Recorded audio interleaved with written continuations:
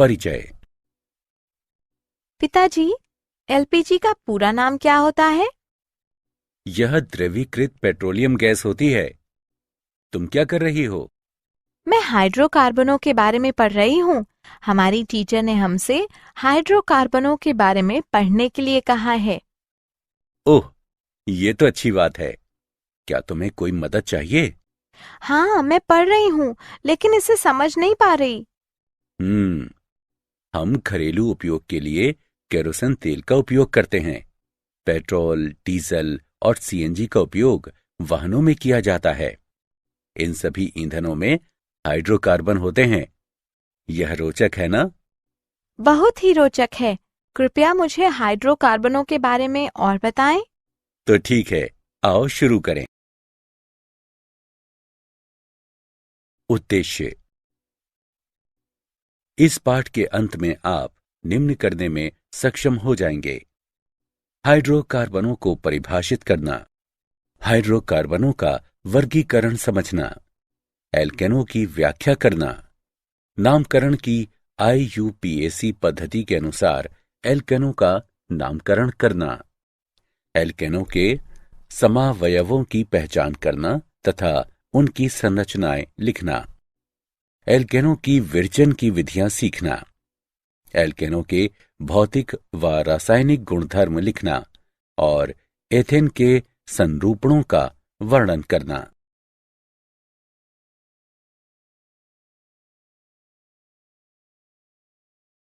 परिभाषा। पूरी तरह से कार्बन तथा हाइड्रोजन से बने हाइड्रोकार्बन कार्बनिक यौगिकों का सबसे महत्वपूर्ण समूह है। ये सरलतम संगठन वाले कार्बनिक यौगिक होते हैं और जनक पदार्थ माने जा सकते हैं, जिनसे अन्य सभी कार्बनिक यौगिक उत्पन्न किए जाते हैं। सुविधा के लिए हाइड्रोकार्बनों को दो मुख्य समूहों में बांटा जाता है: विवृत श्रृंखला तथा संवृत्त श्रृंखला। विवृत श्रृंखला वाले यौगिकों में एक से अधिक कार्बन परमाणु होते हैं। कार्बन परमाणु परस्पर जुड़कर एक विवृत श्रृंखला बनाते हैं। इस श्रृंखला में एक या अधिक पार्श्व शाखाएं हो सकती हैं। संवृत्त यौगिकों में कार्बन परमाणु एक या अधिक संवृत्त वलय बनाते हैं। संतृप्त तथा असंतृप्त यौगिकों में इन दोनों मुख्य समूहों के रासायनिक व्यवहार के अनुसार इन्हें आगे उपविभाजित किया जाता है।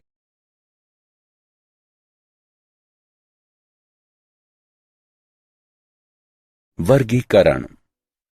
उपस्थित कार्बन कार्बन आबंधों की प्रकृति के आधार पर हाइड्रोकार्बनों को तीन मुख्य श्रेणियों में वर्गीकृत किया जा सकता है: संतृप्त, असंतृप्त तथा एरोमेटिक हाइड्रोकार्बन।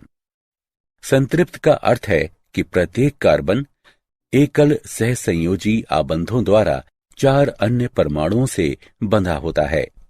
कार्बन द्वारा आबंधित किए जाने से पूर्व हाइड्रोजन परमाणु प्रायः सभी उपलब्ध आबंध स्थितियां ग्रहण कर लेते हैं।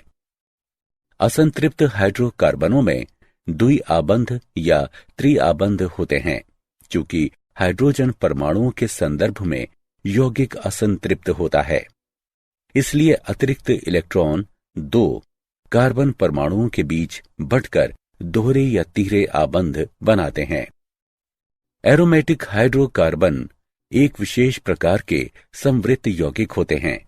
हम कार्बन की चतुर संयोजकता तथा हाइड्रोजन की एकल संयोजकता को ध्यान में रखते हुए दोनों प्रकार यानी विवृत श्रृंखला तथा संवृत्त श्रृंखला के ऐसे अणुओं के मॉडलों की बड़ी संख्या निर्मित कर सकते हैं।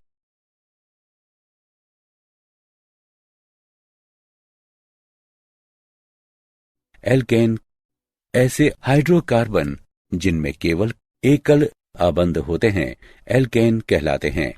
ये संतृप्त हाइड्रोकार्बन कहलाते हैं क्योंकि इनमें प्रत्येक संभव स्थान पर हाइड्रोजन होता है। इससे इन्हें एक सामान्य सूत्र CnH2n+2 प्राप्त होता है।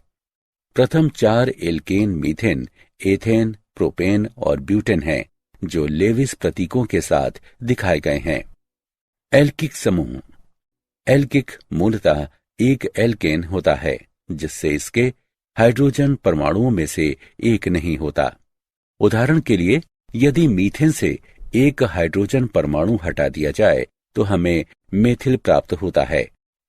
इसी प्रकार यदि एथेन से एक हाइड्रोजन हटा दिया जाए तो हमें एथिल प्राप्त होगा।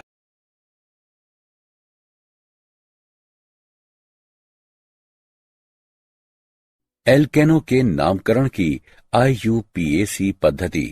1. IUPAC यानी international union of pure and employed chemistry में अनेक देशों की राष्ट्रीय रसायन समितियों के रसायन वैज्ञानिक शामिल हैं। IUPAC की एक समिति the commission on nomenclature of organic chemistry ने कार्बनिक यौगिकों का नामकरण करने की एक पद्धति स्थापित की है। किसी यौगिक के नाम का अंतिम प्रतीक उस परिवार को इंगित करता है जिससे यह संबंधित होता है। सभी एल्केनों के अंत में ANE होता है। एल्केनों के नामकरण के IUPAC नियम। सभी एल्केनों तथा साइक्लो एल्केनों के नाम के अंत में ANE होता है। जनक श्रृंखला संरचना में कार्बनों की सबसे लंबी सतत श्रृंखला होती है। उदाहरण के लिए, शाखित श्रृंखला एल्केन को निम्न जनक से बना माना जाता है: CH3, CH2, CH2, CH2, CH2, CH3। बाएं से तीसरे C को CH3 के साथ H से प्रतिस्थापित करते हुए जनक श्रृंखला में श्रृंखला के किसी भी सिरे से संख्यांकित कार्बन परमाणु दो संभव संख्याओं में निम्नतर की प्रथम शाखा की अवस्थिति बताते हैं। दिए गए उदाहरण के लिए बाएं से दाएं सही दिशा है।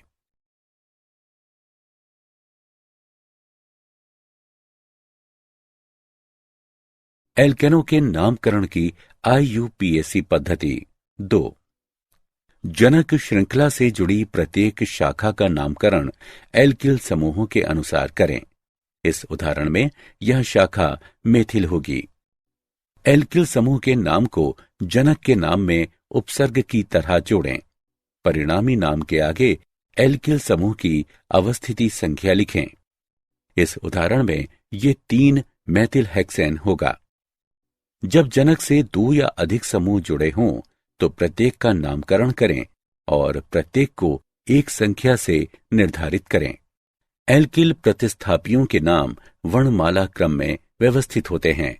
संख्याओं को शब्दों से पृथक करने के लिए सदैव हाइफनों का प्रयोग करें। निम्न देखें: 4 एथिल, 2 मेथिल हेप्टेन। जब 2 या अधिक प्रतिस्थापी सदृश हों तो डाई 2, ट्राई यानी 3, टेट्रा यानी 4 जैसे उपसर्गों का प्रयोग करें तथा प्रत्येक समूह की अवस्थिति संख्या निर्दिष्ट करें। सदैव किसी संख्या को किसी अन्य संख्या से अल्प विराम द्वारा पृथक करें। निम्न देखें: 2, 4 डाइमेथिल हेक्सेन। जब सदृश समूह एक ही कार्बन पर हों तो नाम में कार्बन की संख्या दोहराएं। निम्न देखें: 2, 2 डाइमेथिल पेंटेन। कई बार आपको कोनों पर जाने तथा सबसे लंबी जनक श्रृंखला प्राप्त करने के लिए जिगजैग करने की आवश्यकता हो सकती है। निम्न देखें: 3, 4 डाइमेथिल हेप्टेन।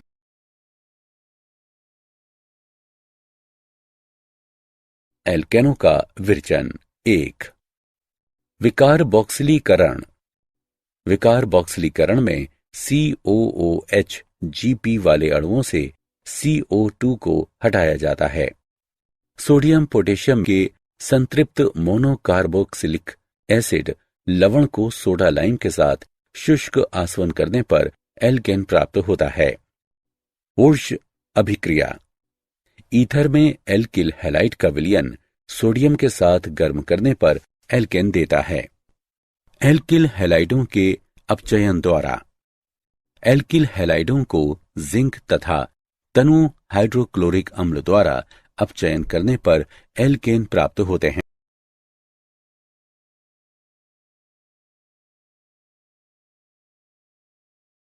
एल्केनो का विरचन 2। एल्केनो के हाइड्रोजनीकरण द्वारा सेबेटिये व सेंडेरेंस की विधि। उत्प्रेरक हाइड्रोजनीकरण पर एल्किन तथा एल्काइन एल्केन प्रदान करते हैं। कोलबेक की विद्युत अपघटनीय विधि। संतृप्त मोनोकार्बोक्सिलिक अम्लों के सोडियम या पोटेशियम लवणों के सांद्र जलीय विलयन का विद्युत अपघटन करने पर एल्केन प्राप्त होते हैं। किसी अम्ल लवण का विद्युत अपघटन सममितीय एल्केन देता है। हालांकि कार्बोक्सिलिक अम्ल लवणों के मिश्रण में सभी संभाव्य एल्केन बनाते हैं।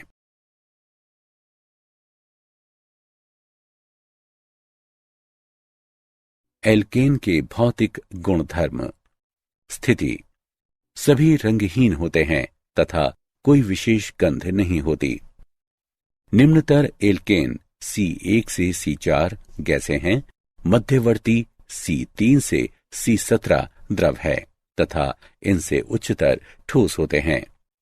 अणुभार में बढ़ोतरी होने के साथ एल्केनों का क्वथनांक भी बढ़ जाता है, क्योंकि अणुभार में बढ़ोतरी होने के साथ इनमें वान डर वाल्स बलों में बढ़ोतरी हो जाती है, अर्थात क्वथनांक क्रम पेंटेन, हेक्सेन, हेप्टेन्स। एल्केनों का विशाखन करने से पृष्ठ क्षेत्रफल में कमी भी होती है, क्योंकि आकृति गोलीय होती जाती है, जिसके परिणाम स्वरूप वान डर वाल्स बलों में कमी आती है। इसलिए समावयवी एल्केनों का क्रम पेंटेन, आइसोपेंटेन और नियोपेंटेन होता है। एल्केनों का गलनांक नियमित प्रवृत्ति नहीं दर्शाता। कार्बन परमाणुओं की समसंख्या वाले एल्केनों का गलनांक उनके निकटस्थ कार्बन परमाणुओं की विषम संख्या वाले एल्केनों से उच्चतर होता है। गलनांक का क्रम प्रोपेन, एथेन, मीथेन। गलनांक की असामान्य प्रवृत्ति संभवतः इस कारण से पाई जाती है क्योंकि विषम कार्बन परमाणुओं वाले एल्केनों में अणु के एक ही ओर अंतिम कार्बन परमाणु होता है, जबकि सम कार्बन परमाणु वाले एल्केन में अंतिम कार्बन परमाणु विपरीत ओर होता है। अतः सम कार्बन परमाणुओं वाले एल्केन क्रिस्टल जालक में अधिक पास पास आबद्ध होते हैं और उनके बीच अंतराणुक आकर्षण अधिक होते हैं। घनत्व। एल्केनों का घनत्व अणुभार में बढ़ोतरी के साथ बढ़ता है और 0.76 ग्राम प्रति मिलीलीटर पर स्थिरांक हो जाता है। अतः सभी एल्केन जल से हल्के होते हैं। विलयता। एल्केन अध्रुवीय होने के कारण जल में अविलय लेकिन अध्रुवीय विलायकों में विलय होते हैं। उदाहरण C6H6, CCl4 ईथर इत्यादि। एल्केनों की विलयता अणुभार में बढ़ोतरी के साथ कम होती जाती है। द्रव एल्केन अच्छे अध्रुवीय विलायक होते हैं।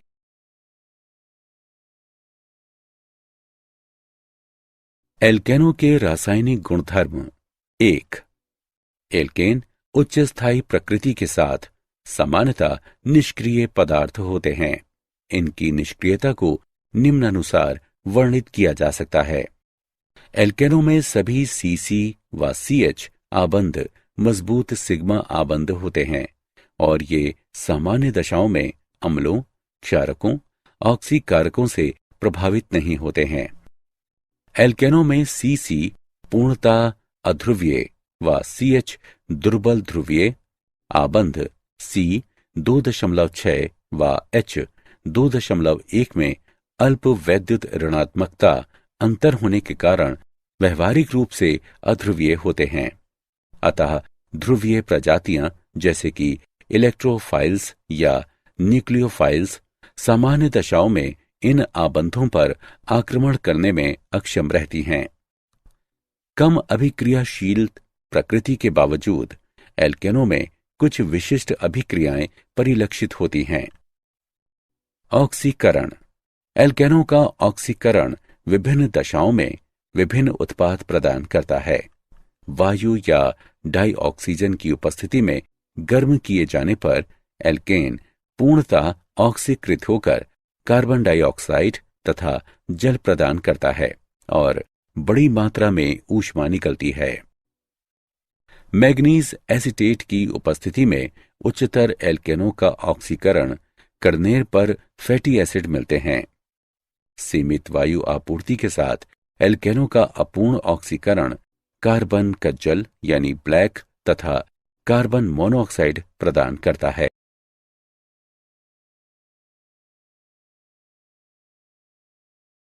एल्केनों के रासायनिक गुणधर्म 2। प्रतिस्थापन अभिक्रियाएं। एल्केनों में प्रतिस्थापन मुक्त रेडिकल प्रणाली प्रदर्शित करता है। प्रणाली के लिए मुक्त रेडिकल प्रतिस्थापन देखें। एल्केनों में निम्न प्रतिस्थापन अभिक्रियाएं देखी जाती हैं। हैलोजनीकरण। एल्केन के H परमाणु का हैलोजन परमाणु द्वारा प्रतिस्थापन हैलोजनीकरण कहलाता है। एल्केनों का हैलोजनीकरण निम्न के संपर्क में होता है: हैलोजन जमा एल्केन का मिश्रण पराबैंगनी प्रकाश के या उच्च तापक्रम के संपर्क में लाने पर। हैलोजनीकरण की सीमा प्रयुक्त हैलोजन की मात्रा पर निर्भर करती है। समावयवीकरण। एक समावयव को अन्य में परिवर्तित करने की प्रक्रिया समावयवीकरण कहलाती है। सीधी श्रृंखला वाले एल्केनों को AlCl3 जमा HCl के साथ लगभग 200 डिग्री सेंटीग्रेड और 35 वायुमंडलीय दाब पर गर्म किए जाने पर शाखित श्रृंखला एल्केनों में परिवर्तित हो जाते हैं।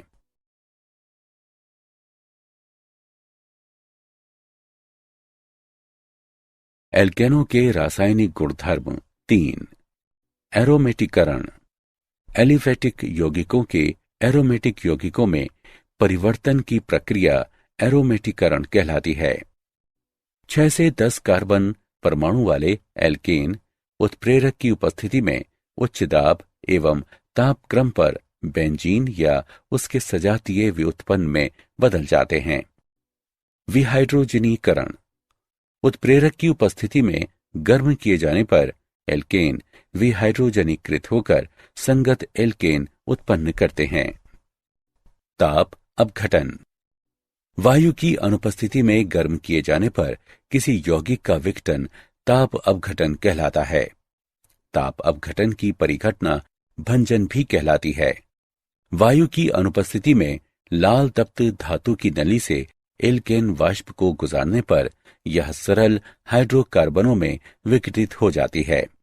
भंजन के दौरान बनने वाले उत्पाद निम्न पर निर्भर होते हैं: एल्केन की प्रकृति, तापक्रम एवं दाब, उत्प्रेरक की उपस्थिति या अनुपस्थिति। भंजन का उदाहरण यहां दिया गया है।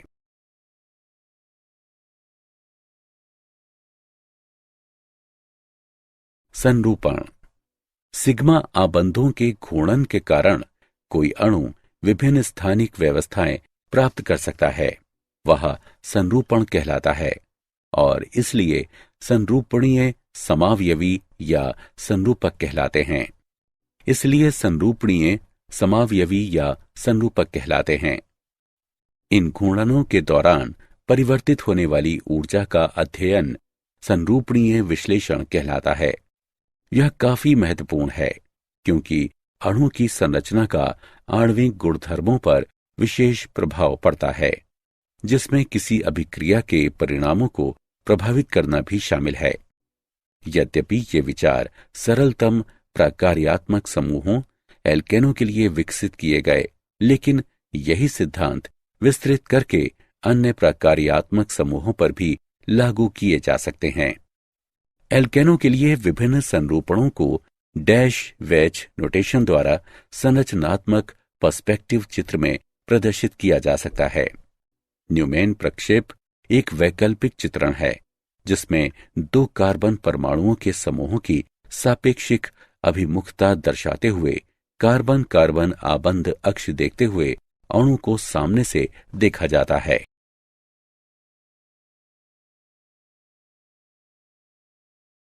एथेन का संरूपणीय विश्लेषण।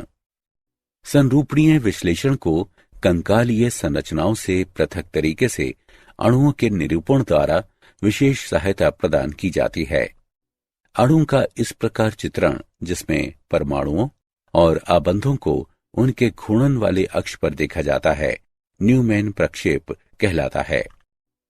न्यूमैन प्रक्षेप में अणु को एक अक्ष पर देखा जाता है, जिसमें परस्पर आबंधित दो परमाणु व उनके बीच का आबंध होता है, जिस पर अणु घूर्णन कर सकता है। न्यूमैन प्रक्षेप में आबंध निर्मित करने वाले प्रत्येक परमाणु के प्रतिस्थापी, चाहे वे हाइड्रोजन या प्रकार्यात्मक समूह हों, कार्बन कार्बन आबंध के सामने व पीछे दोनों ओर से देखे जा सकते हैं।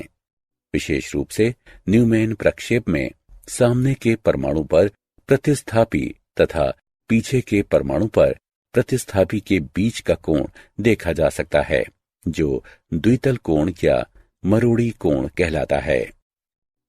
विशेष रूप से एथेन में दो संभव चरम समरूपणों की कल्पना कर सकते हैं।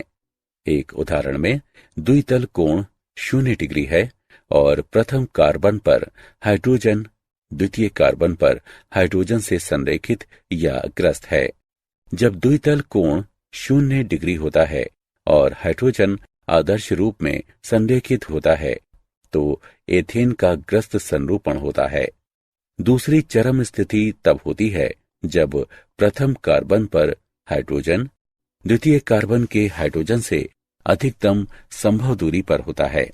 इससे 60 डिग्री का द्वितल कोण बनता है और ये सांतरित संरूपण कहलाता है। एथेन का सांतरित संरूपण ग्रस्त संरूपण की तुलना में 12.1 kJ/मोल अधिक स्थायी होता है। इस तरह एक मेथिल समूह अन्य के सापेक्ष 360 डिग्री पर घूमता है। यौगिक 3 अस्थायी ग्रस्त रूपों द्वारा 3 स्थायी सांतरित संरूपणों से गुजरता है। ये अवरोध इतना छोटा होता है कि 25 डिग्री पर यौगिक का संरूपण प्रति सेकंड में लगभग 500 लाख बार परिवर्तित होता है।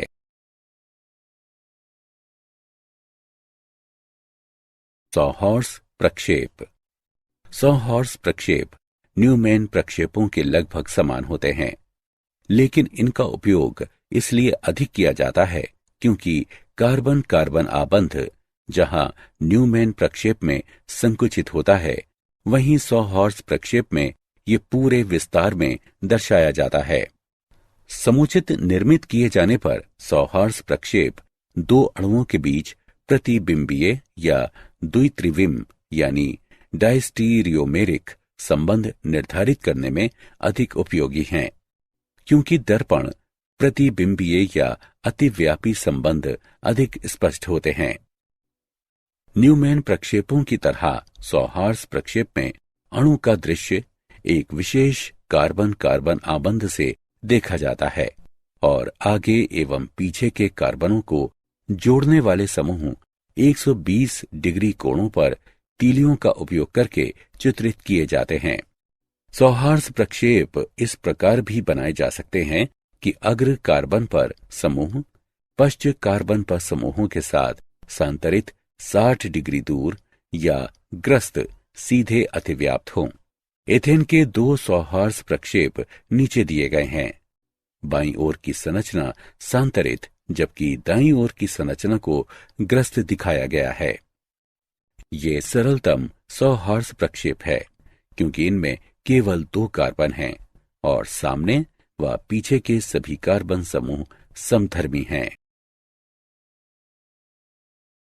क्या आप जानते हैं, पेट्रोलियम भूविज्ञान तथा रसायन विज्ञान में भंजन वह प्रक्रिया होती है जिसके द्वारा जटिल कार्बनिक अणुओं जैसे कि भारी हाइड्रोकार्बनों के कार्बन कार्बन आबंधों को तोड़ते हुए उन्हें सरल अणुओं जैसे कि हल्के हाइड्रोकार्बनों में विखंडित किया जाता है।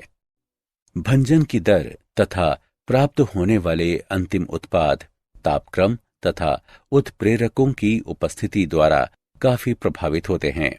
बड़े एल्केन को छोटे अधिक उपयोगी एल्केनों तथा एल्केनों में तोड़ने की प्रक्रिया भंजन है। सरल रूप में हाइड्रोकार्बनों का भंजन लंबी श्रृंखलाओं वाले हाइड्रोकार्बनों को छोटी श्रृंखलाओं वाले हाइड्रोकार्बनों में तोड़ने की प्रक्रिया होती है।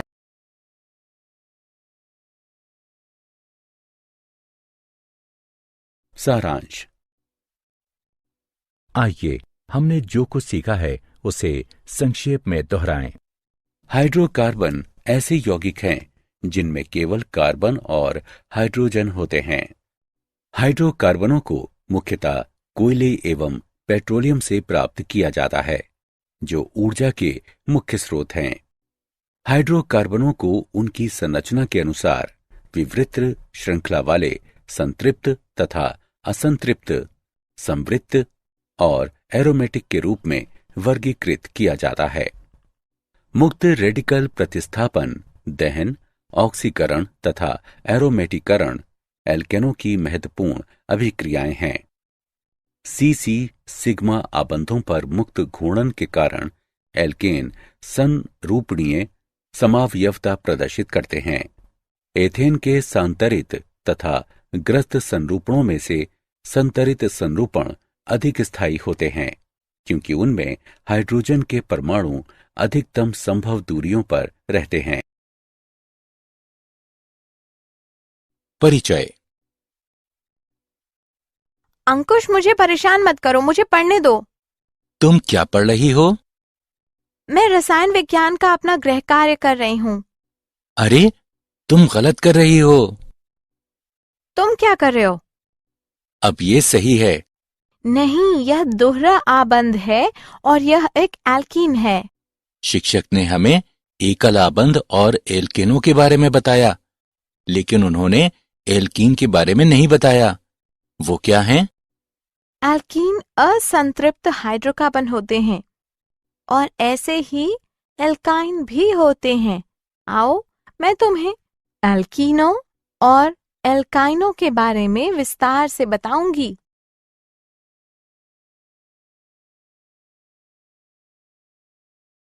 उद्देश्य। इस पाठ के अंत में आप निम्न करने में सक्षम हो जाएंगे: एल्कीनों और एल्काइनों का वर्णन करना, नाम पद्धति की IUPAC प्रणाली के अनुसार एल्कीनों और एल्काइनों का नामकरण करना, एल्कीनों और एल्काइनों के समावयवियों की संरचनाएं पहचानना और उन्हें लिखना, एल्कीन और एल्काइन तैयार करने की विधियां सीखना, एल्कीनों और एल्काइनों के भौतिक तथा रासायनिक गुणधर्म लिखना।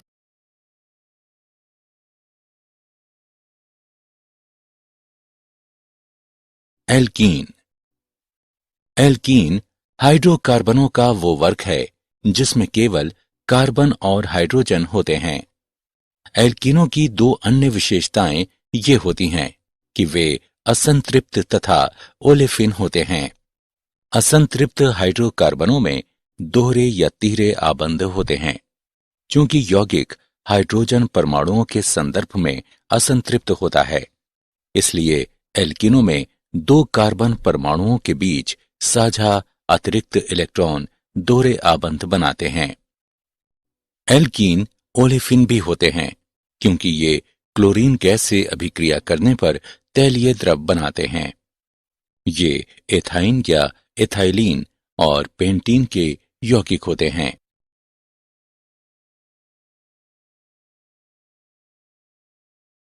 द्विआबंध की संरचना। एल्कीनों में रासायनिक आबंधन को सरलतम एल्कीन एथीन द्वारा समझा जा सकता है। एथीन अधिक जटिल अणु नहीं होता है। इसमें दो कार्बन परमाणु होते हैं जो परस्पर द्विआबंधित होते हैं और इसके साथ इन परमाणुओं में से प्रत्येक दो हाइड्रोजन परमाणुओं से भी आबंधित होता है। इससे प्रत्येक कार्बन परमाणु के कुल 3 आबंध बनते हैं, जिससे उनका संकरण sp2 होता है। क्योंकि कार्बन परमाणु 4 सिग्मा आबंध बनाने के बजाय जो कि ये बना सकता है, ये 3 सिग्मा आबंध बनाता है। इसलिए इसे अपने 4 के बजाय 3 वाहक कक्षकों को ही संकरित करना होता है। ये 2s इलेक्ट्रॉन तथा 2p इलेक्ट्रॉनों के उपयोग द्वारा ऐसा करता है और अन्य को अपरिवर्तित रखता है। नया कक्षक sp2 कक्षक कहलाता है, क्योंकि ये अपने नाम के अनुसार एक s कक्षक और 2 p कक्षकों से बना होता है। sp2 कक्षक में परमाणुओं की संरचना त्रिकोणीय समतलीय होती है। ये संरचनाएं पीस संकेत के समान होती हैं। इसमें एक ही तल में एक केंद्रीय परमाणु तथा इसके आसपास 3 परमाणु होते हैं।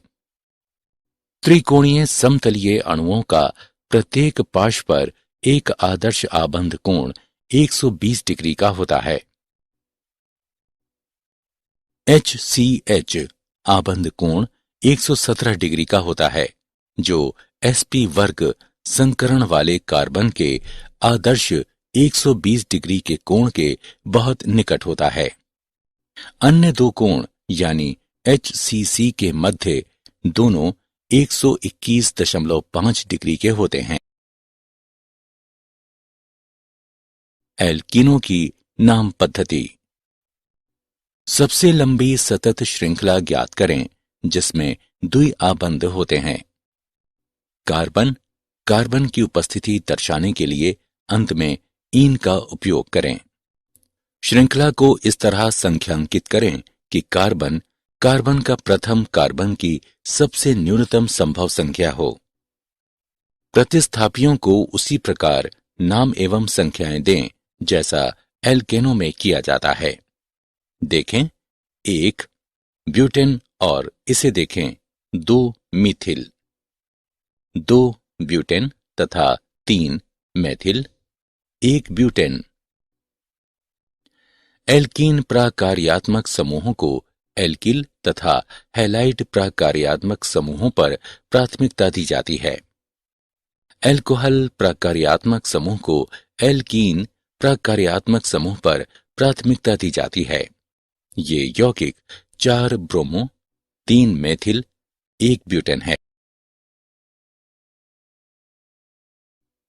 श्रृंखला को संख्यांकित करने पर हाइड्रोक्सिल समूह को द्विआबंध पर प्राथमिकता दी जाती है।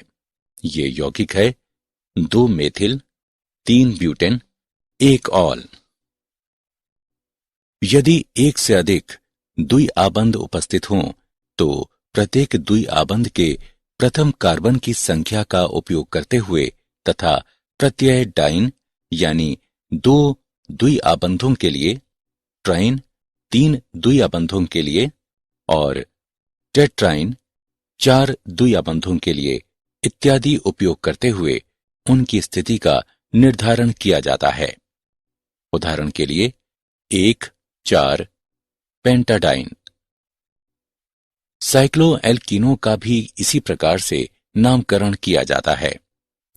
साइक्लोएल्कीन को इस प्रकार संख्यांकित करें कि द्विआबंध कार्बनों को संख्याएं 1 और 2 मिलें और प्रथम प्रतिस्थापी न्यूनतम संभव संख्या हो।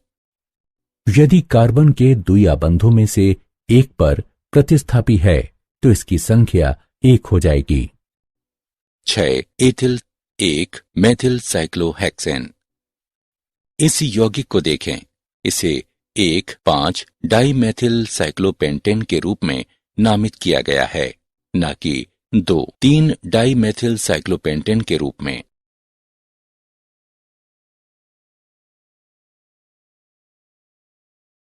समावयवता। संरचनात्मक समावयवता।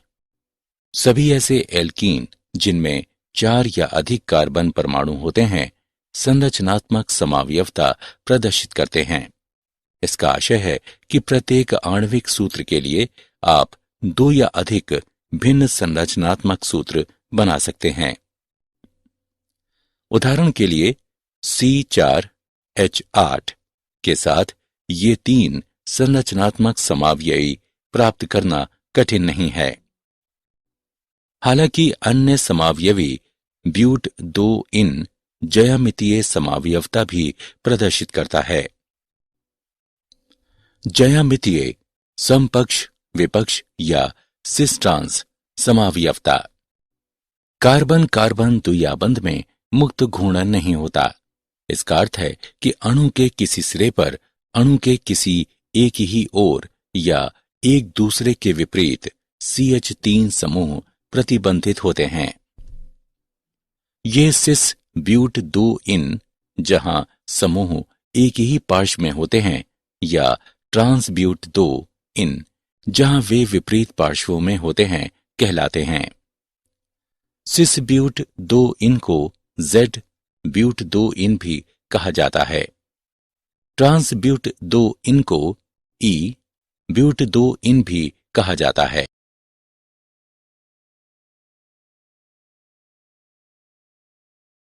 एल्कीनों का विरचन। एल्कीनों को सामान्यतः बीटा विलोपन अभिक्रियाओं द्वारा विरचित किया जाता है, जिसमें सन्निकट कार्बन परमाणुओं पर 2 परमाणु हटाए जाते हैं, जिसके परिणाम स्वरूप एक द्विआबंध बनता है। एल्कीनों को सामान्यतः एल्कोहलों या हेलो एल्केनों से बनाया जाता है, यानी एल्किल हैलाइड्स। एल्कोहलों के निर्जलीकरण द्वारा। निर्जलीकरण अभिक्रियाओं में एल्कोहल को एक प्रबल खनिज अम्ल की उपस्थिति में गर्म करके एक एल्कोहल अणु से जल का अणु निकाला जाता है। हाइड्रोजन आयन खोने वाले सन्निकट कार्बन परमाणुओं तथा हाइड्रोक्साइड समूह के बीच एक द्विआबंध बनता है, हेलो एल्केनों से या एल्किड हैलाइडों से। एल्कीनों को हेलो एल्केनों यानी एल्किल हैलाइडों से प्राप्त किया जा सकता है। ये हेलो एल्केन प्रायः ब्रोमो व आयोडों और कम सामान्य रूप में क्लोरोव्युत्पन्नक होते हैं।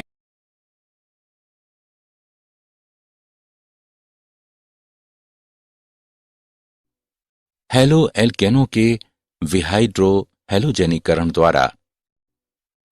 हेलो एल्केनों को एल्कोहलिक पोटाश के साथ गर्म करने पर हाइड्रोजन हैलाइड का एक अणु लुप्त होकर एल्कीन देता है। ब्रोमो एथेन एथेन देता है। विहैलोजनीकरण। विसनल डाइहैलाइड्स जो एल्केन अणु होते हैं, जिनमें 2 हैलोजन परमाणु सन्निध कार्बन परमाणुओं पर होते हैं, जिंक से अभिक्रिया करके एल्कीन बना सकते हैं। एल्काइनों से। Ni या Pd की उपस्थिति में 200 डिग्री सेंटीग्रेड पर एल्काइन का हाइड्रोजन के साथ नियंत्रित हाइड्रोजनीकरण करने पर संगत एल्कीन प्राप्त होता है। एथाइन हाइड्रोजनीकरण करने पर एथीन देता है। एल्कीनों को एल्काइनों के हाइड्रोजनीकरण द्वारा आसानी से प्राप्त किया जा सकता है।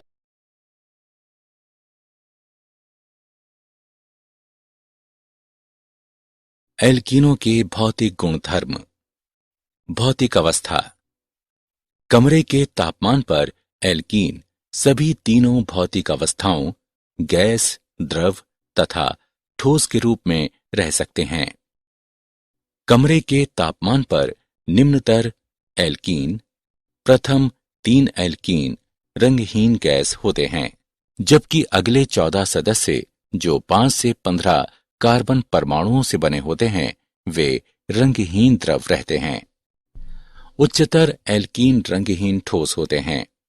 एथीन को छोड़कर सभी अन्य एल्कीन रंगहीन एवं गंधहीन होते हैं। एथीन की हल्की मधुर गंध होती है। एल्कीनों की अध्रुवीय प्रकृति के कारण वे जल में अविलय होते हैं, किंतु बेंजीन, कार्बन टेट्राक्लोराइड और पेट्रोलियम ईथर इत्यादि अध्रुवीय विलायकों में विलय होते हैं। घनत्व। एल्कीनों का घनत्व 1 ग्राम प्रति मिलीलीटर से कम होता है और इसलिए ये जल से कम घनत्व युक्त होने के कारण जल के ऊपर पृथक परत बनाते हैं। एल्कीनों का आणविक द्रव्यमान बढ़ने के साथ घनत्व भी बढ़ता है। एल्कीनों के क्वथनांक। द्रव अवस्था में अणु परस्पर अधिक निकट आबद्ध रहते हैं तथा उनके बीच दुर्बल अंतराअणुक आकर्षण बल होता है, इसलिए वे सिस्टम में यादृच्छिक गति कर सकते हैं। जब हम द्रव को ऊष्मा की आपूर्ति करते हैं तो सिस्टम का तापमान बढ़ता है, जिससे अणुओं की गतिज ऊर्जा बढ़ जाती है। इसलिए अणुओं की गति बढ़ती है और उच्च तापमान पर अणुओं के बीच आकर्षण बल घट जाता है। क्वथनांक की तरह एल्कीनों का गलनांक भी आणविक द्रव्यमान में बढ़ोतरी के साथ बढ़ जाता है।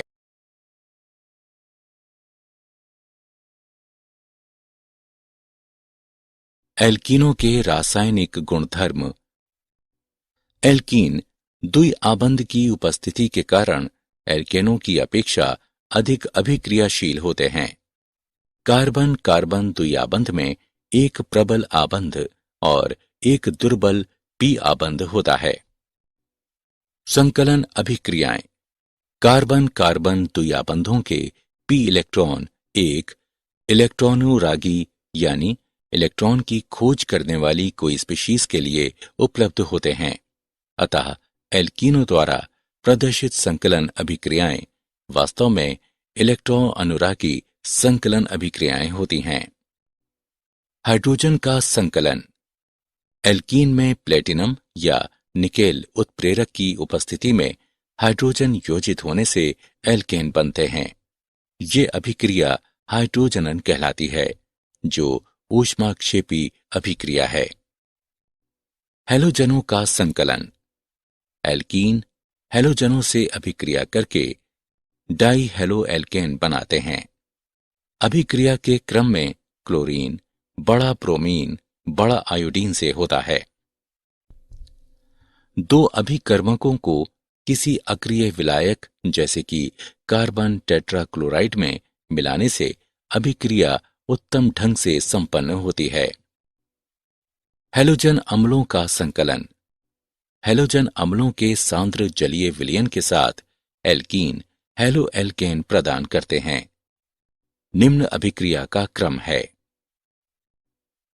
असम्मित एल्कीनों में हैलोजन अम्ल का योजन इस प्रकार से होता है कि जहां हैलोजन परमाणु यानी योजित होने वाले अणु का ऋणात्मक भाग उस कार्बन परमाणु में योजित होता है जिस पर हाइड्रोजन परमाणुओं की संख्या कम हो।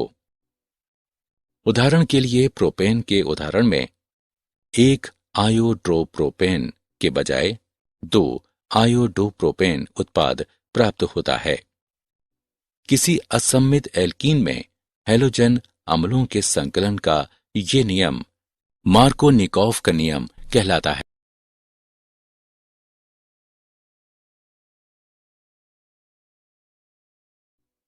मार्कोनिकोव के नियम के अनुसार एल्कीन सांद्र सल्फ्यूरिक अम्ल में मिलकर एल्किल हाइड्रोजन सल्फेट बनते हैं। उदाहरण के लिए एथीन एथेन सल्फ्यूरिक अम्ल तथा एथिल हाइड्रोजन सल्फेट प्रदान करता है। जल का संकलन। एल्कीनों का निर्जलीकरण। तनु अम्लों एवं एक उत्प्रेरक की उपस्थिति में जल अणु एल्कीन अणु में द्विआबंध पर संकलित होते हैं। उदाहरण के लिए एथीन और वाष्प का मिश्रण 65 वायुमंडलीय ताप और 300 डिग्री सेल्सियस तापमान पर फास्फोरिक अम्ल तथा सिलिका पर से गुजारे जाने पर एथेन एथेनॉल देता है। ओजोन का संकलन। एल्कीन जब ओजोन के एक अणु से द्विआबंध पर संकलित होता है तब ओजोनाइड बनते हैं। उदाहरण के लिए एथीन एथीन ओजोनाइड प्रदान करता है। बहुलकीकरण। संकलन बहुलकीकरण वह प्रक्रिया है जिसमें एक ही स्पीशीज की बड़ी संख्या में अणु परस्पर संकलित हो जाते हैं। सरल अणुओं जैसे कि HX, H2O इत्यादि के निरसन के बिना और एक विशाल अणु बनाते हैं जो बहुलक कहलाता है। उपयुक्त उत्प्रेरकों की उपस्थिति में दाब के अंतर्गत गर्म किए जाने पर एल्कीनों का संकलन बहुलकीकरण होता है। जब एथीन को 1000 सेंटीग्रेड ताप पर 1000 वायुमंडलीय ताप के अंतर्गत ऑक्सीजन की उपस्थिति में गर्म किया जाता है तो हमें पॉलीएथीन प्राप्त होता है।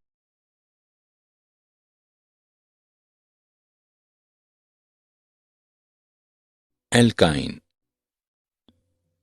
एल्काइन ऐसे हाइड्रोकार्बन होते हैं जिनमें 2 कार्बन परमाणुओं के मध्य एक त्रिआबंध होता है। एल्कीनों की तरह श्रृंखला का सरलतम सदस्य 2 कार्बन अणु होता है। त्रिआबंध को इंगित करने के लिए नाम के अंत में आइन लगाया जाता है। जिस प्रकार एल्कीनों में द्विआबंध को इंगित करने के लिए नाम के अंत में ईन लगाया जाता है। एल्काइन एल्कीनों की तरह असंतृप्त हाइड्रोकार्बन होते हैं जिनका सामान्य सूत्र CnH2n-2 है। ये अत्यंत अस्थायी तथा त्वरित अभिक्रियाशील होते हैं। उदाहरण के लिए एथाइन सरलतम एल्काइन है जो अपने सामान्य नाप एसिटिलीन द्वारा अधिक जाना जाता है। यह एक गैस है जिसका उपयोग प्रायः काटने एवं वेल्ड करने वाली टॉर्चों में ईंधन के रूप में किया जाता है क्योंकि ये बहुत गर्म ज्वाला के साथ जलती है।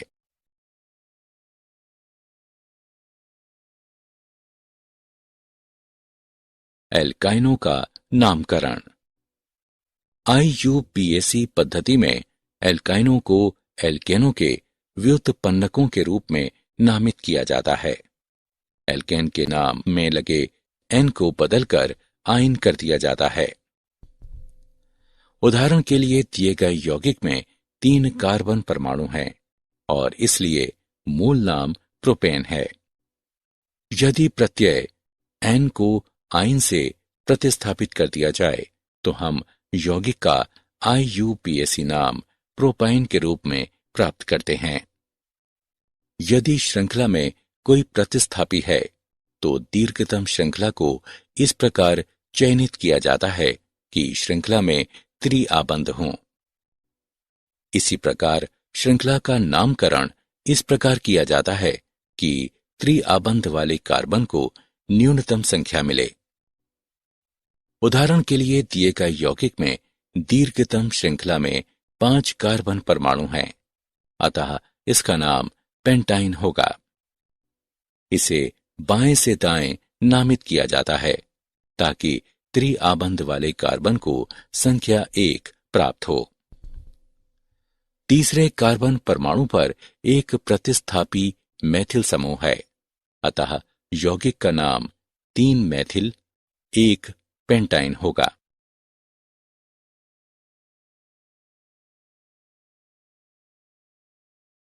एल्काइनों की संरचना। एल्काइनों की संरचना में कार्बन परमाणु का sp संकरण होता है। कार्बन का बाह्यतम इलेक्ट्रॉनिक विन्यास 2s वर्ग 2p वर्ग है। उत्तेजित अवस्था में 2s कक्षक से एक इलेक्ट्रॉन 2p में चला जाता है, अतः उत्तेजित अवस्था में इलेक्ट्रॉनिक विन्यास 2s1 2px1 2py1 2pz1 हो जाता है। यहां कार्बन का sp संकरण होता है जिससे रैखिक आकृति एवं 180 डिग्री पर आबंध कोण के साथ 2sp संकरित कक्षक प्राप्त होते हैं। एक sp संकरित कक्षक अन्य कार्बन से जुड़ता है तथा अन्य हाइड्रोजन से जुड़ता है, अतः एसिटिलीन अणु की संरचना रैखिक होती है।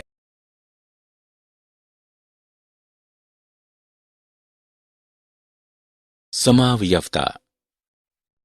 श्रृंखला समावयवी। समान आणविक सूत्र तथा कार्बन श्रृंखला पैटर्नों में भिन्नता जैसे कि रैखिक या शाखी वाले यौगिक श्रृंखला समावयवी कहलाते हैं। 1 पेंटाइन, 3 मैथिल, ब्यूटाइन के लिए श्रृंखला समावयवी है। स्थिति समावयवी। समान आणविक सूत्र तथा प्रकार्यात्मक समूहों की स्थितियों में अंतर वाले यौगिक स्थिति समावयवी कहलाते हैं। 1 ब्यूटाइन तथा 2 ब्यूटाइन स्थिति समावयवी हैं। प्रकार्यात्मक समूह समावयवी। समान आणविक सूत्र तथा प्रकार्यात्मक समूह की प्रकृति में भिन्नता वाले यौगिक प्रकार्यात्मक समूह समावयवी कहलाते हैं। एल्काइन साइक्लोएल्कीनों के लिए प्रकार्यात्मक समूह समावयवी होते हैं। उदाहरण के लिए पेंटाइन तथा साइक्लोपेंटेन प्रकार्यात्मक समूह समावयवी हैं। ज्यामितीय समावयवी। एल्काइनों में कार्बन परमाणुओं के बीच आबंध कठोर होते हैं और घूर्णन नहीं कर सकते, इसलिए ज्यामितीय समावयवियों की संभावना बनती है। लेकिन क्योंकि परमाणुओं की दिशा निर्धारित नहीं की जा सकती, इसलिए एल्काइनों में ज्यामितीय समावयवियों की कोई संभावना नहीं होती।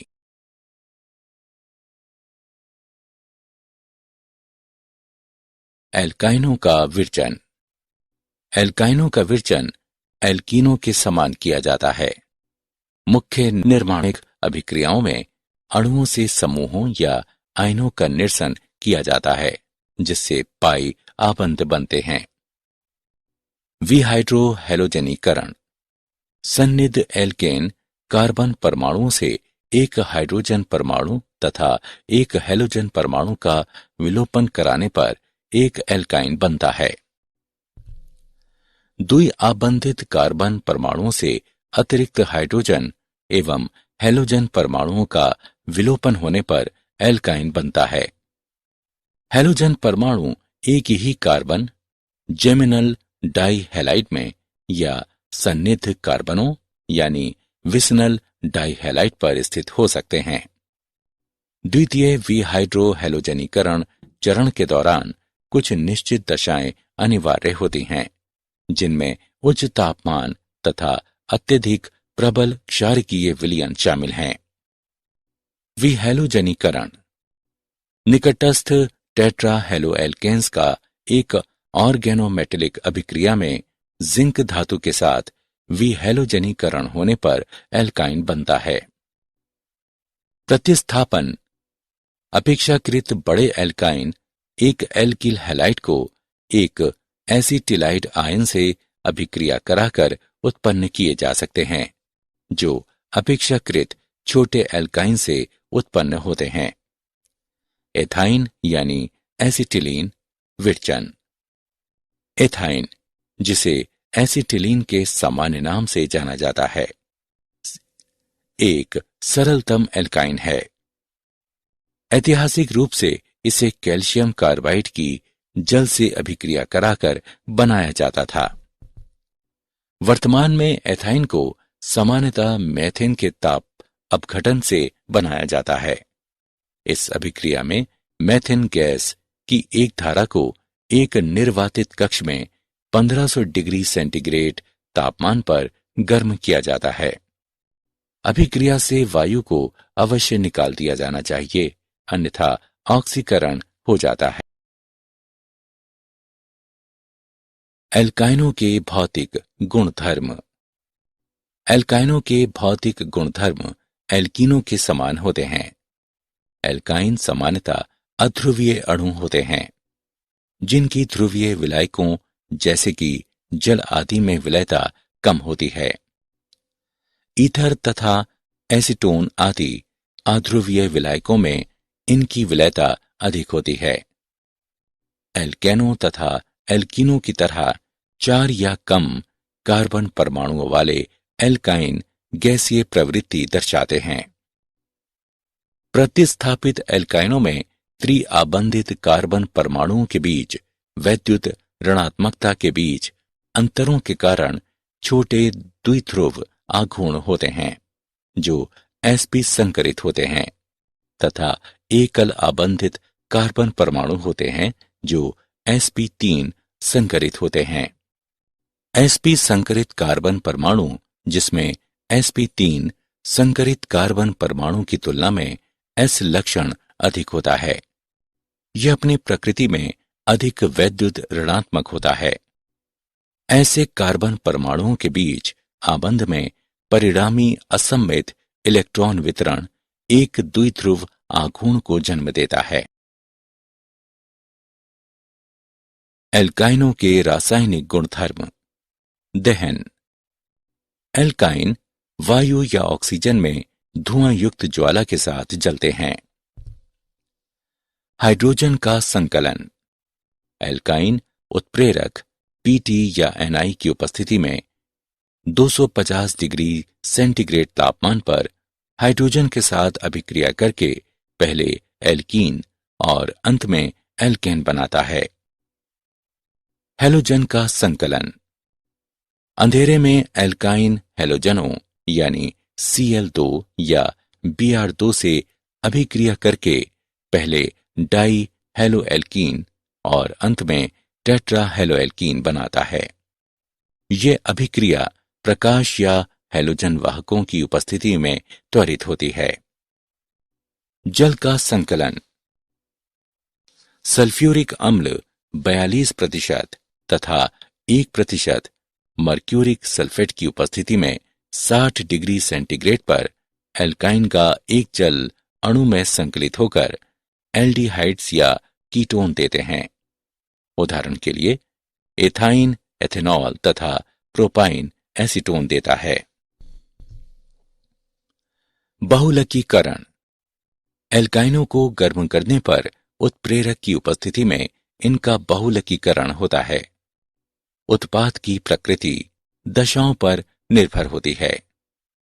उदाहरण के लिए जब एथाइन यानी एसिटिलीन इसको गर्म कॉपर नली से गुजारा जाता है तो ये बहुलकीकृत होकर बेंजीन देता है। जब अमोनियम क्लोराइड में क्यूप्रस क्लोराइड के विलयन से गुजारा जाता है तो एथाइन का रेखीय बहुलकीकरण होता है। क्या आप जानते हैं मार्कोनिकॉफ का नियम रूसी रसायन वैज्ञानिक व्लादिमीर वसीलेचिव मार्कोनिकॉफ द्वारा 1870 में प्रतिपादित किया गया। कार्ब धनायन मध्यवर्ती को उपेक्षित करने वाली प्रणालियां अन्य रेजियो सेलेक्टिव प्रणालियों के माध्यम से अभिक्रिया कर सकती हैं, जो मार्कोनिकॉफ के नियम के अनुमानों के विरुद्ध है, जैसे कि मुक्त रेडिकल संकलन।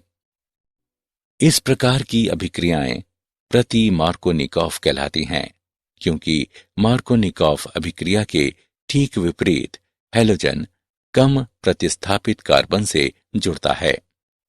पुनः धनावेश की तरह अधिक प्रतिस्थापित अवस्था में रेडिकल अधिक सर्वाधिक स्थायी होता है।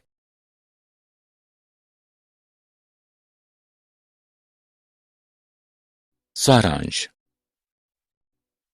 आइए हमने जो कुछ सीखा है उसे संक्षेप में दोहराएं। एल्कीन हाइड्रोकार्बनों का वो वर्ग है जिसमें केवल कार्बन और हाइड्रोजन होते हैं। एल्कीनों की दो अन्य विशेषताएं ये होती हैं कि वे असंतृप्त तथा ओलेफिन होते हैं। असंतृप्त हाइड्रोकार्बनों में दोहरे या तीहरे आबंध होते हैं। एल्काइन एल्कीनों की तरह असंतृप्त हाइड्रोकार्बन होते हैं, जिनका सामान्य सूत्र CnH2n-2 है। ये अत्यंत अस्थायी तथा त्वरित अभिक्रियाशील होते हैं। एल्कीनों तथा एल्काइनों की संकलन अभिक्रियाएं होती हैं, जो मुख्यतः इलेक्ट्रॉन अनुरागी संकलन होते हैं। कार्बन कार्बन द्विआबंध के परितः प्रतिबंधित घूर्णन के कारण एल्कीन ज्यामितीय यानी सिस ट्रांस समावयवता प्रदर्शित करते हैं।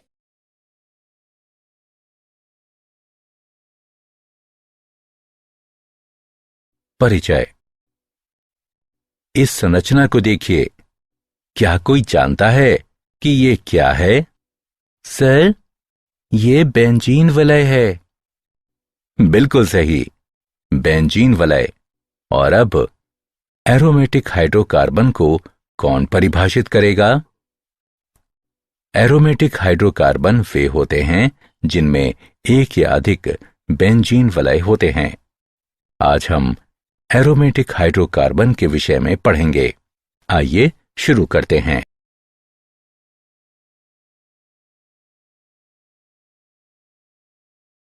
उद्देश्य। इस पाठ के अंत में आप निम्न करने में सक्षम हो जाएंगे। एरोमेटिक हाइड्रोकार्बनों की व्याख्या करना, एरोमेटिक हाइड्रोकार्बन के समावयवों की संरचना को पहचानना और लिखना, बेंजीन की संरचना को समझना, एरोमेटिकता की व्याख्या करना, बेंजीन की इलेक्ट्रॉन स्नेही प्रतिस्थापन अभिक्रिया की प्रणाली को समझना, एकल प्रतिस्थापित बेंजीन में क्रियात्मक समूह के निर्देशात्मक प्रभाव को पूर्वानुमानित करना, कैंसर जन्यता तथा विषाक्तता के बारे में सीखना।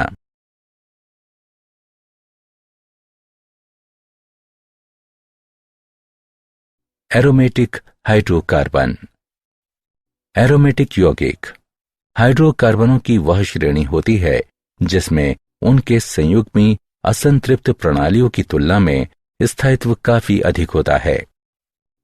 इस श्रेणी के यौगिकों का सबसे सरल उदाहरण बेंजीन को 1825 में माइकल फैराडे के द्वारा प्रदीप्त गैस से पृथक किया गया था।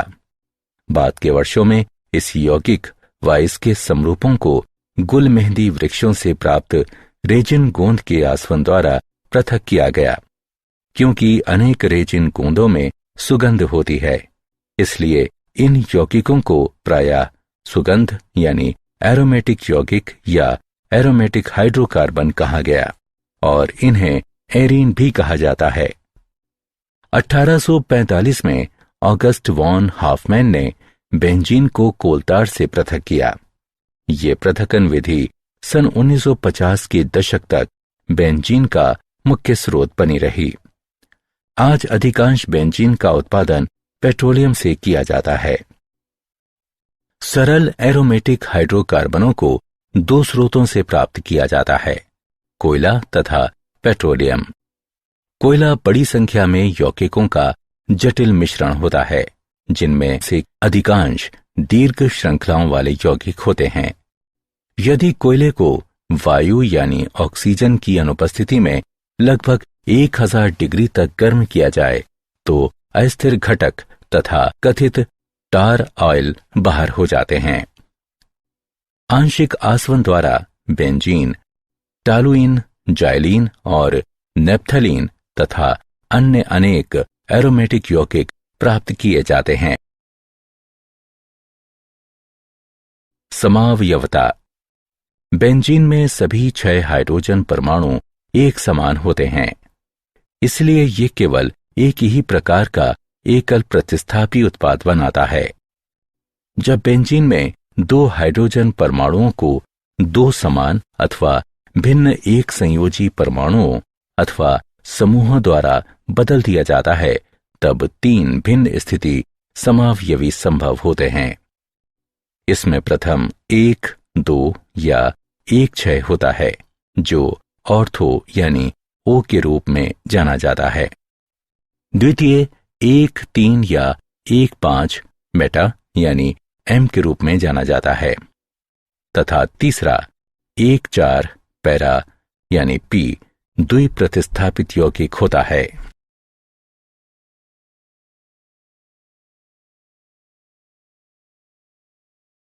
नाम पद्धति। एरोमेटिक यौगिकों का नामकरण श्रृंखला यौगिकों के नामकरण की तरह आसान नहीं है। प्रायः एक से अधिक नाम स्वीकार्य है और अभी भी पुराने नाम प्रचलित देखे जाते हैं। बेंजीन वलय। सभी एरोमेटिक यौगिक बेंजीन पर आधारित होते हैं। C6H6 जिसमें 6 कार्बन परमाणुओं का वलय होता है और ये प्रतीक होता है। षट्भुज के प्रत्येक कोने पर एक कार्बन परमाणु होता है जिससे हाइड्रोजन जुड़ा होता है। बेंजीन वलय के प्रतिस्थापी होने पर इसे फेनिल ग्रुप के रूप में नामित किया जाता है। बेंजीन वलय पर एकाधिक प्रतिस्थापियों को इस प्रकार संख्यांकित किया जाता है ताकि इन प्रतिस्थापियों को न्यूनतम संभावित संख्याएं मिलें। जब केवल 2 प्रतिस्थापी एक बेंजीन वलय से जुड़े होते हैं तो उन्हें आर्थो यानी O, 1-2 स्थापन, मेटा यानी M, 1-3 स्थापन या पैरा P, 1-4 स्थापन के उपयोग द्वारा सामान्य नामावली द्वारा नामित किया जा सकता है। दिया गया यौगिक 1 ethyl, 2 methyl benzene O, methyl ethyl benzene. क्या आप दिए गए यौगिक का नामकरण कर सकते हैं? ये 1 ethenyl, 3 methyl benzene, M methyl ethenyl benzene.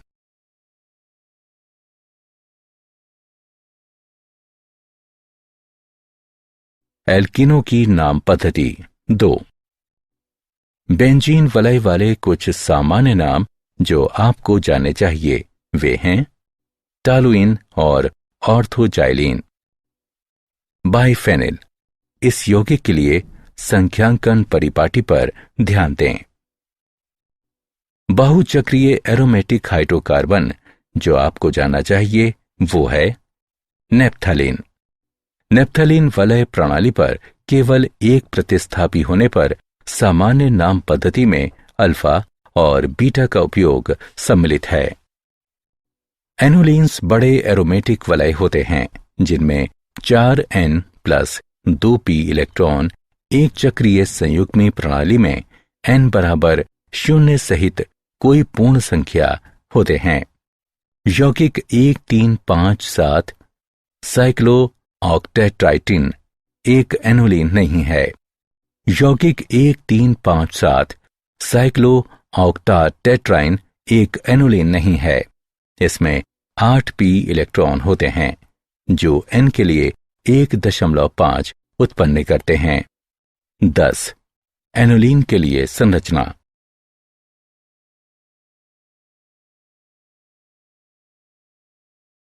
Benzene की संरचना।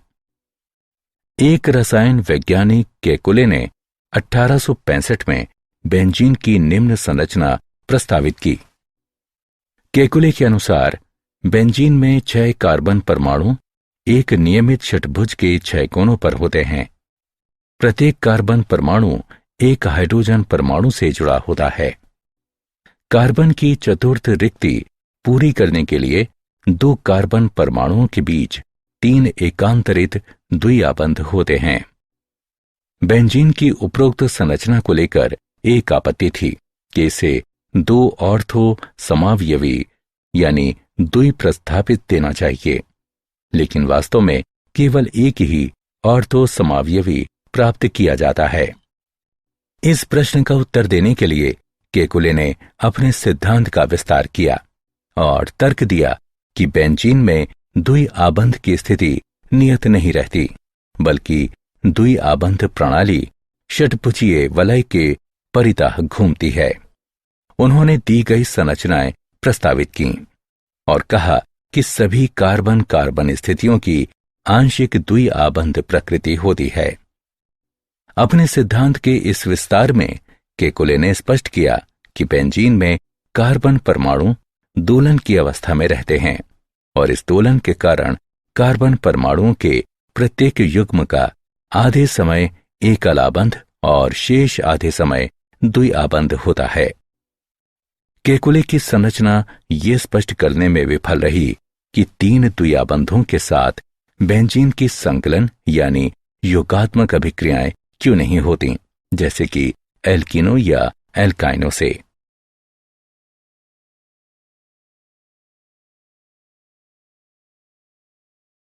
अनुनाद। पूर्ववर्ती प्रायोगिक आंकड़ों की आधुनिक प्रायोगिक अध्ययनों से पुष्टि हुई कि बेंजीन में सभी आबंध समान लंबाई के होते हैं, जो लगभग 1.40 पिकोमीटर है। 1 पिकोमीटर बराबर 1 × 10⁻12 मीटर होता है। ये बंध लंबाई एवं कार्बन कार्बन एकल आबंध की लंबाई 1.46 पिकोमीटर और एक कार्बन कार्बन द्वि आबंध की लंबाई 1.34 पिकोमीटर के ठीक बीच में है। इसके अतिरिक्त इन अध्ययनों से पुष्टि हुई कि सभी बंध कोण बराबर 120 डिग्री के होते हैं तथा बेंजीन अणु की समतल यानी चपटी संरचना होती है। बेंजीन संरचना के आधुनिक विवरणों में आणविक कक्षक सिद्धांत के साथ अनुनाद सिद्धांत का भी संयोजन किया गया है।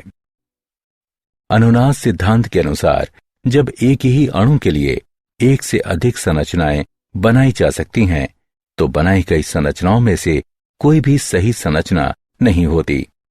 सही संरचना सभी बनाई गई संरचनाओं का संकर होती है और ये उन सभी की तुलना में अधिक स्थायी होती है। किसी अणु के लिए खींची जा सकने वाली संरचनाओं की संख्या जितनी ही अधिक होगी, संकर संरचना उतनी ही अधिक स्थायी होगी। किसी खींची गई संरचना के लिए गणित ऊर्जा तथा संकर संरचना की वास्तविक ऊर्जा के बीच का अंतर अनुनाद ऊर्जा कहलाता है। किसी यौगिक की अनुनाद ऊर्जा जितनी भी अधिक होगी, वह यौगिक उतना ही अधिक स्थायी होगा। बेंजीन अणु के लिए खींची जा सकने वाली दो केकुले संरचनाएं वास्तव में दो अनुनाद संरचनाएं होती हैं। इन संरचनाओं का संकर निम्न रूप में बनाया जा सकता है, जहां वृत्त संपूर्ण अणु से होकर इलेक्ट्रॉनों की गति को प्रदर्शित करता है। ये पाई इलेक्ट्रॉनों यानी पाई आणविक कक्षकों में पाए जाने वाले इलेक्ट्रॉन का विस्थानीकरण संयुग्मी डायटन प्रणालियों में भी पाया जाता है। बेंजीन की भांति संयुग्मी डायटन प्रणालियां भी बढ़ता स्थायित्व प्रदर्शित करती हैं। अनुनाद के कारण बेंजीन अणु अपनी 1,3,5 साइक्लोहेक्साट्राइन संरचना की तुलना में अधिक स्थायी होता है। ये अतिरिक्त स्थायित्व 36 किलो कैलोरी प्रति मोल इसकी अनुनाद ऊर्जा कहलाता है। बेंजीन का कक्षक चित्र। क्योंकि प्रायोगिक आंकड़ों से पता चला है कि बेंजीन अणु समतलीय होता है, सभी कार्बन परमाणु 3 अन्य परमाणुओं से आबंधित होते हैं और ये कि सभी बंध कोण 120 डिग्री के होते हैं, इसलिए बेंजीन अणु में sp2 संकरण ही होना चाहिए। sp2 संकरण के साथ प्रत्येक कार्बन परमाणु में एक असंकरित परमाणविक p कक्षक इससे जुड़ा होता है। sp2 संकर कक्षकों का अतिव्यापन सिग्मा आबंध बनाता है जो वलय को एक साथ रोकते हैं, जबकि परमाणविक p कक्षकों का पार्श्विक अतिव्यापन दोनों दिशाओं में हो सकता है, जिससे पाई प्रणाली में संपूर्ण विस्थानीकरण होता है। ये संपूर्ण विस्थानीकरण अणु का स्थायित्व काफी बढ़ाता है। आणविक कक्षक सिद्धांत के अनुसार 6 परमाणविक p कक्षकों का अतिव्यापन 6 पाई आणविक कक्षक उत्पन्न करेगा। इन पाई आणविक कक्षकों में से 3 आबंधक कक्षक जबकि अन्य 3 प्रति आबंधक कक्षक होंगे, जैसा कि चित्र में दिखाया गया है।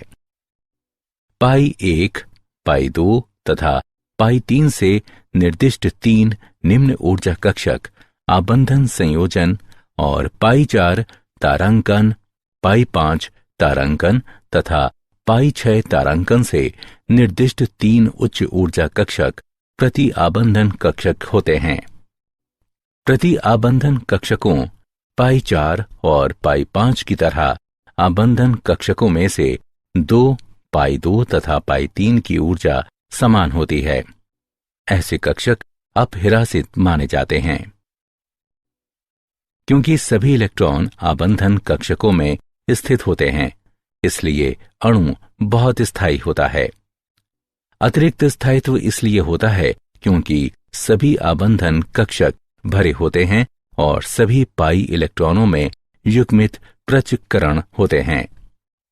इन सभी विशेषताओं से युक्त अणु विस्थानीकृत पाई इलेक्ट्रॉनों के बंद आबंध कोश वाले माने जाते हैं। विस्थानीकृत पाई इलेक्ट्रॉनों के बंद आबंध कोश युक्त बेंजीन जैसे अणु अत्यधिक स्थायी होते हैं और इनकी अनुनाद ऊर्जाएं अत्यधिक होती हैं। एरोमेटिकता। एरोमेटिकता संयुग्मी साइक्लो एल्कीनों का गुण है, जिनमें पी कक्षा में इलेक्ट्रॉनों के विस्थानित होने की क्षमता के कारण अणु का स्थायित्व प्रबल होता है और एक समतलीय अणु निर्मित करने के लिए ढांचे की तरह कार्य करता है। किसी यौगिक के एरोमेटिक होने के लिए 3 सामान्य आवश्यकताएं निम्न हैं। 1. यौगिक को चक्रीय होना चाहिए। 2. वलय में प्रत्येक तत्व का एक पी कक्षक अवश्य होना चाहिए जो वलय के अभिलंबवत हो, जिससे अणु समतलीय हो। 3. यौगिक को हकल के नियम का पालन अवश्य करना चाहिए। वलय में 4n+2 पी कक्षक इलेक्ट्रॉन हों। बेंजीन की अनेक अभिलाक्षणिक विशेषताओं में से इसकी एरोमेटिकता इसकी अन्य अभिक्रियाशीलता का मुख्य कारक होती है।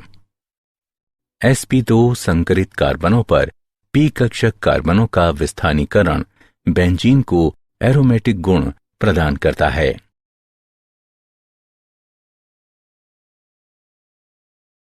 बेंजीन का विरचन। सोडियम बेंजोएट के विकार्बोक्सिलीकरण से। इस पद्धति का उपयोग प्रयोगशाला में बेंजीन प्राप्त करने के लिए किया जाता है। सोडियम बेंजोएट को सोडा लाइम के साथ गर्म किया जाता है और जब ये विकार्बोक्सिलीकृत हो जाता है, यानी कार्बन डाइऑक्साइड का विलोपन, तो बेंजीन प्राप्त होती है। फिनॉल को जिंक के साथ गर्म करके। जब फिनॉल वाष्प को गर्म जिंक डस्ट से गुजारा जाता है तो बेंजीन बनती है। एथाइन यानी एसिटिलीन के बहुलकीकरण से। जब एथाइन यानी एसिटिलीन को लाल तप्त कॉपर नली से गुजारा जाता है तो ये बहुलकीकृत होकर बेंजीन देता है। सल्फोनिक अम्ल के जल अपघटन द्वारा। अतितप्त वाष्प के साथ बेंजीन सल्फोनिक अम्ल के जल अपघटन पर बेंजीन प्राप्त होती है।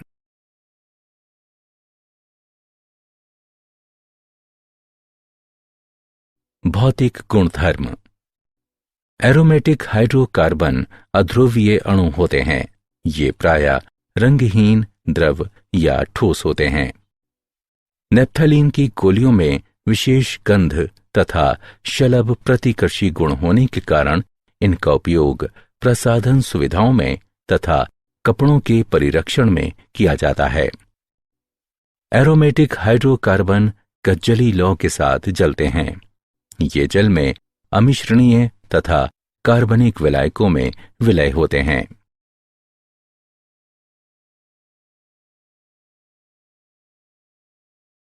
रासायनिक गुणधर्म 1। यद्यपि एरोमेटिक यौगिकों में अनेक द्विआबंध होते हैं, लेकिन इन यौगिकों में संकलन अभिक्रियाएं नहीं होती।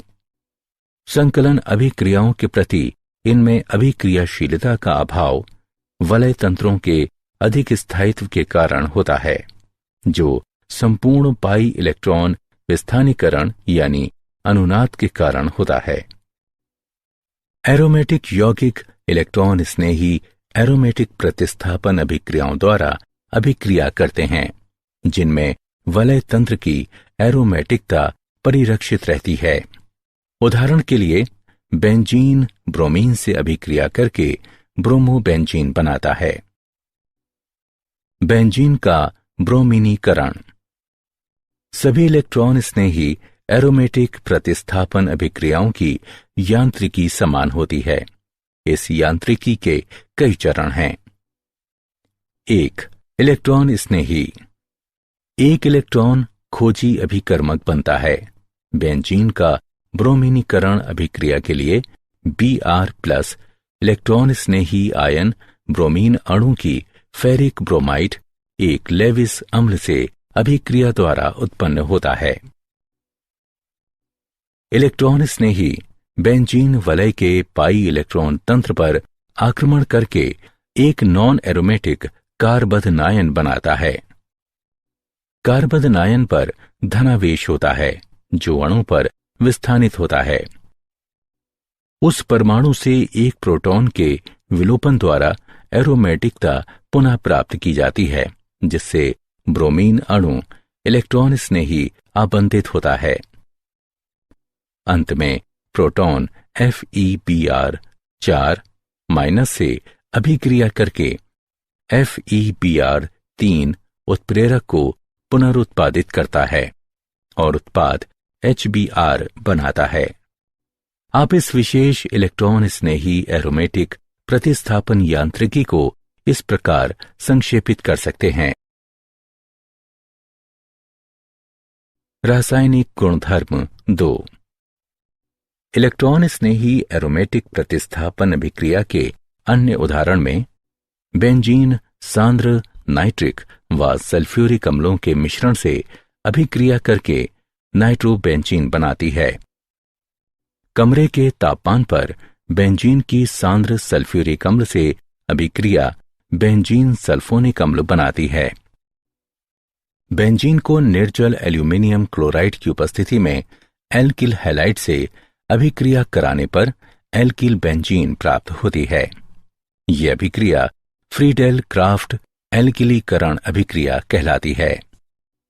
बेंजीन को लेविस या लुईस अम्लों AlCl3 की उपस्थिति में एसिल हैलाइड अथवा एसिड एनहाइड्राइड से अभिक्रिया कराने पर एसिल बेंजीन प्राप्त होती है।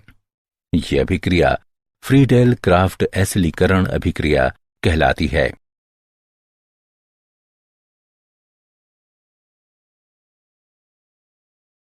एकल प्रतिस्थापित बेंजीन में क्रियात्मक समूह का निर्देशात्मक प्रभाव 1। एकल प्रतिस्थापित बेंजीन को इलेक्ट्रॉन स्नेही से उपचारित कराने पर 3 इलेक्ट्रॉन स्नेही एरोमेटिक प्रतिस्थापन अभिक्रियाएं हो सकती हैं। प्रत्येक अभिक्रिया एक द्वि प्रतिस्थापित इलेक्ट्रॉन स्नेही को कार्बनिक उत्पाद के रूप में उत्पन्न करती है, जिसे निर्देशकों आर्थो, मेटा तथा पैरा के उपयोग द्वारा चिन्हित किया जा सकता है। A बराबर कोई प्रतिस्थापी, E प्लस बराबर इलेक्ट्रॉन स्नेही। यदि आर्थ्रो उत्पाद तथा पैरा उत्पाद का आपेक्षिक उत्पादन मेटा उत्पाद की अपेक्षा उच्चतर हो तो एकल प्रतिस्थापित बेंजीन में बेंजीन वलय पर प्रतिस्थापी एक आर्थो पैरा निर्देशी समूह कहलाता है। यदि इसके विपरीत प्रेक्षित किया जाता है तो प्रतिस्थापी एक मेटा निर्देशी समूह कहलाता है। इस उदाहरण को देखें। हम देख सकते हैं कि मेथिल समूह एक आर्थो पैरा निर्देशी समूह है। एकल प्रतिस्थापित बेंजीन में क्रियात्मक समूह का निर्देशात्मक प्रभाव 2। यदि किसी एकल प्रतिस्थापित बेंजीन का इलेक्ट्रॉन स्नेही एरोमेटिक प्रतिस्थापन समान दशाओं में बेंजीन की अपेक्षा तीव्र हो तो एकल प्रतिस्थापित बेंजीन में प्रतिस्थापी एक सक्रियकारी समूह कहलाता है। समान दशाओं में अभिक्रिया 2 अभिक्रिया 1 की अपेक्षा अधिक तीव्र होती है, अतः मेथिल समूह एक सक्रियकारी समूह है। सभी सक्रियकारी समूह इलेक्ट्रॉन दाता समूह होते हैं।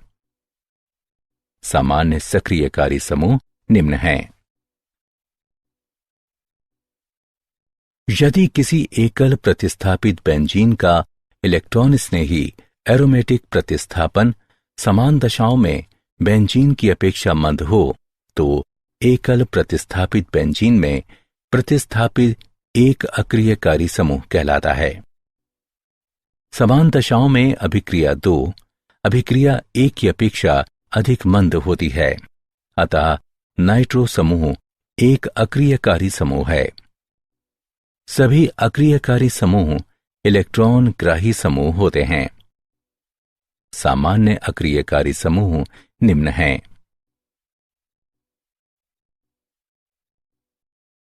कैंसर जन्य गुण तथा विषाक्तता। बेंजीन तथा बहुनाभिकीय हाइड्रोकार्बन जिनमें 2 या अधिक बेंजीन वलय परस्पर संलयित होते हैं, वे विषाक्त और कैंसर जन्य गुणों वाले होते हैं। कार्बनिक पदार्थों जैसे कि तंबाकू, कोयला और पेट्रोलियम का अपूर्ण दहन ऐसे बहुनाभिकीय हाइड्रोकार्बनों को उत्पन्न करता है। जब ये मानव शरीर के अंदर चले जाते हैं और जैव रासायनिक अभिक्रियाएं करते हुए डीएनए को क्षतिग्रस्त करते हैं, तो ये कैंसर का कारक बनते हैं।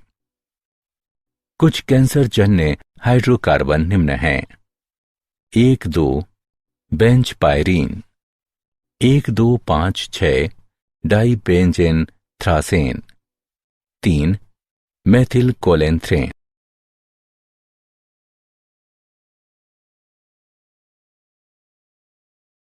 क्या आप जानते हैं बेंजीन की खोज पहली बार माइकल फैराडे द्वारा 1825 में की गई, जिसने इसे हाइड्रोजन का बाइकार्बोरेट बताया।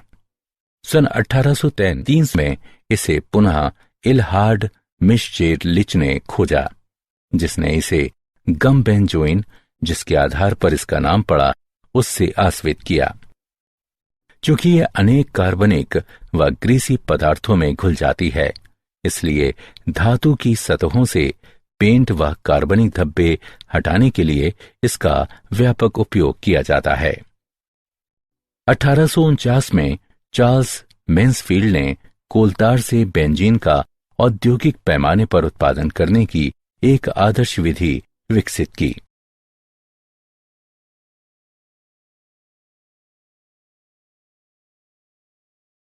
सारांश। आइए हमने जो कुछ सीखा है उसे संक्षेप में दोहराएं। एरोमेटिक हाइड्रोकार्बन असंतृप्त होने के बावजूद मुख्यतः इलेक्ट्रॉन स्नेही प्रतिस्थापन अभिक्रियाओं में भाग लेते हैं। इनमें केवल विशेष दशाओं में ही संकलन अभिक्रियाएं संपन्न होती हैं। बेंजीन और बेंजोनाइट यौगिकों में एरोमेटिक गुण होते हैं। एरोमेटिकता एरोमेटिक होने का गुण है, जो ऐसे यौगिकों में होता है जिनकी विशिष्ट इलेक्ट्रॉनी संरचना हकल 4n+2 पाई इलेक्ट्रॉन नियम के अनुसार होती है। बेंजीन वलय से जुड़े समूहों या प्रतिस्थापियों की प्रकृति अन्य इलेक्ट्रॉन स्नेही प्रतिस्थापन के लिए बेंजीन वलय के सक्रियण या अक्रियण तथा आगंतुक समूह की दिशा के लिए भी उत्तरदायी होती है। संलयित बेंजीन वलय तंत्र वाले कुछ बहुनाभिकीय हाइड्रोकार्बनों में कैंसर जन्य गुण होते हैं।